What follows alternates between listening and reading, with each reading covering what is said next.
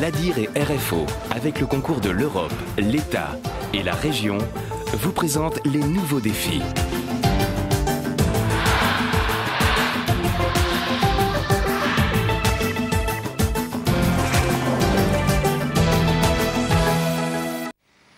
Madame, monsieur, bonsoir et bienvenue dans votre magazine économique. Alors ce soir, comme vous le voyez juste derrière moi, nous avons décidé de...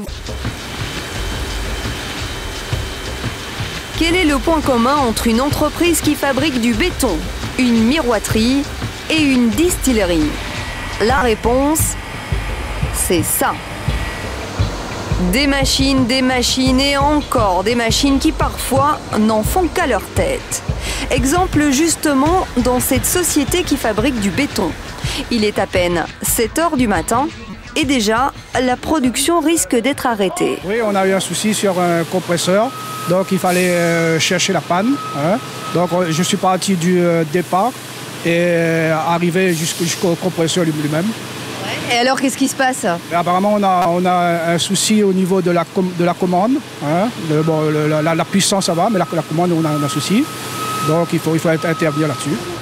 Une intervention qui durera plusieurs heures, qui mobilisera le responsable de la maintenance et qui, dans le pire des cas, fera perdre de l'argent à la société.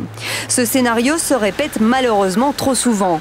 C'est donc pour éviter cela qu'une action collective a été menée dans 5 entreprises réunionnaises.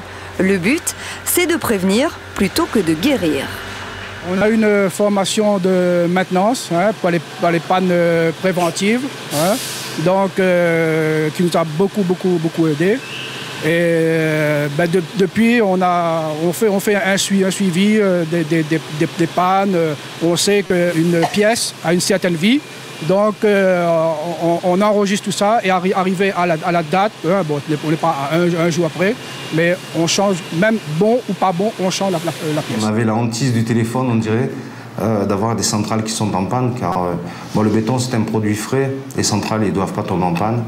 Et le téléphone c'était un peu notre hantise à l'époque. Maintenant on a su, grâce à cette formation, aussi mettre en place la maintenance préventive. Donc, ce qui nous a permis aussi, après nous, de dégager du temps pour pouvoir aussi bien analyser les choses et mettre les actions en face. Cette formation a donc permis aux sociétés qui y participaient de respirer un bon coup. Aujourd'hui, elles ont amélioré leur rendement global et optimisé les coûts de maintenance. Évidemment, tout cela ne s'est pas fait en un jour. Le consultant est venu donc une fois par mois pendant ces 12 mois. On faisait donc durant une demi-journée, on faisait un point d'avancement et on regardait si nos objectifs initiaux étaient atteignables au bout de ces 12 mois. Dans cette société, l'objectif final était d'améliorer la productivité. Pour cela, il a déjà fallu, dans un premier temps, trouver un langage commun à tous les salariés. Le responsable de la maintenance a également eu droit à une formation. Avant, j'étais distillateur et là, j'ai passé surveillant maintenance. Donc, le consultant était le bienvenu dans l'affaire. Qu'est-ce qu'il vous a appris? Il m'a appris à bien gérer les pannes, les taux de panne et bien voir pour les entretiens.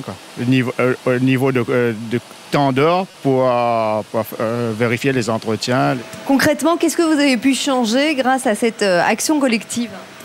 Ce qu'on a pu changer, c'est qu'on a vraiment bâti une organisation de la maintenance avec donc des outils de travail pour le responsable de maintenance et des critères de performance à tout niveau de la distillerie avec les opérateurs. Donc on diffuse chaque semaine les taux de panne, les taux de performance en pourcentage et à tous les niveaux on comprend si on est bien, si on n'est pas bien par rapport donc à nos objectifs de performance. Je voulais qu'on reparle du problème qu'on a eu. Autre entreprise, autre production, nous sommes dans une miroiterie. Cette société a elle aussi participé à l'action collective de l'ADIR. Ici, le problème est essentiellement un problème de temps. Le responsable de la maintenance s'occupe de 4 sites différents et finalement, il passe plus de temps sur les routes que dans l'entreprise. On a, en opération standard, on était plus à courir après le temps qu'autre chose.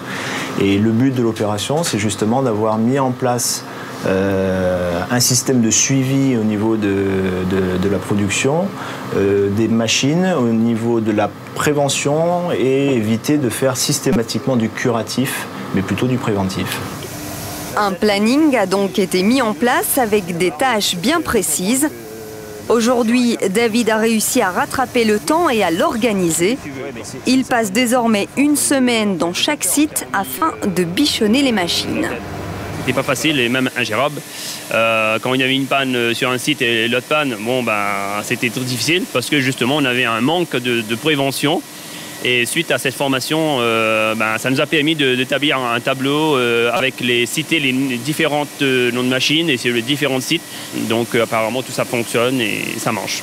David a un planning qu'il élabore toutes les semaines, qu'il transmet également à tous les responsables de site de façon à ce que chacun sache à quel moment il vient intervenir sur telle ou telle machine. Cette action collective est une première. Elle est de l'avis des entreprises une réussite. Les objectifs de départ sont atteints. Améliorer le rendement des machines et diminuer les coûts de maintenance, sans oublier une sérénité retrouvée.